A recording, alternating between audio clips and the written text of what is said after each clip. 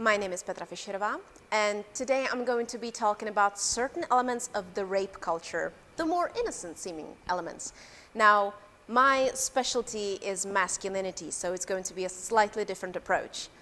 The public perception of rapists is still quite stereotypical. The first thing people usually think of is a stranger jumping out of the bushes, attacking a woman in the night. But statistically, most rapists are people's friends and family and acquaintances. So when a woman is actually deciding whether to walk home alone or whether to get walked home by this overeager friend who's offering to walk her home, she's actually balancing whether she is going to risk getting attacked by a stranger or getting raped by a friend. This blew my brother's mind when I told him one day. Now, thanks to the Me Too movement, we're also finally getting another stereotype into the works, and that's the man abusing his power, whether it's an employer or a landlord or policeman, someone who has some sort of power or gets to be alone with a woman in a place where she can't leave and abuses that power. Now, we are finally starting to realize that those men usually do that intentionally because they like the feeling of power. They know that the women are not willing. What we are not talking about is men who do not realize they're raping or they're sexually harassing someone. Men who just simply don't ask when they're having sex at the end of a date. Men who think they're doing the right thing because they've been told to be confident, and they're awkward dudes and they don't know what their confident version looks like, so they just do what a pickup artist recommended or what they saw in the movies. So here's where I go from the large picture to the small picture. Here's my appeal to the world. 3 tropes that I would like to change in pop culture.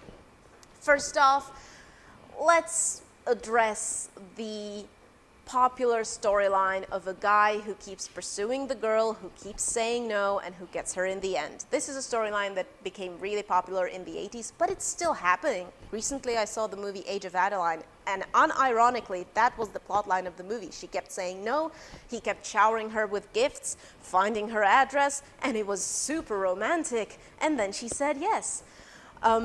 Now, some women still respond to that kind of behavior, so it would be probably dishonest to completely refuse it as a storyline, but we need to see more examples of good guys asking a girl out, being rejected, trying maybe one more time tops, and after they are rejected the second time, they don't turn into caricatures of horror villains, and they are still good, decent guys. So that's trope number 1. Trope number 2.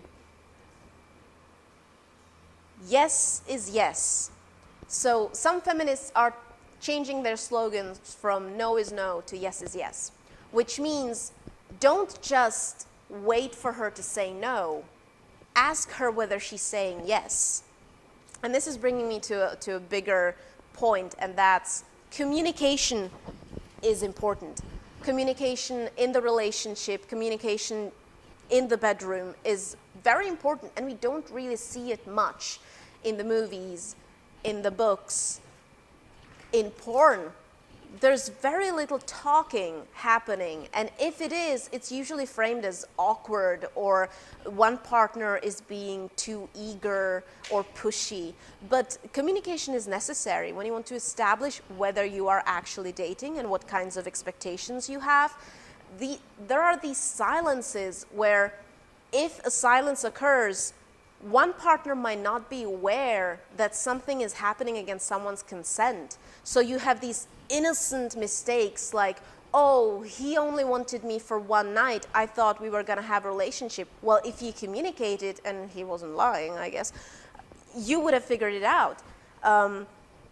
Now, when it comes to actual sex scenes, including porn, that's also where communication is very much necessary. Usually when you see it in porn, it's muttered in between the actors, and it's not supposed to be quite caught on the mic. But honestly, I think communication is sexy.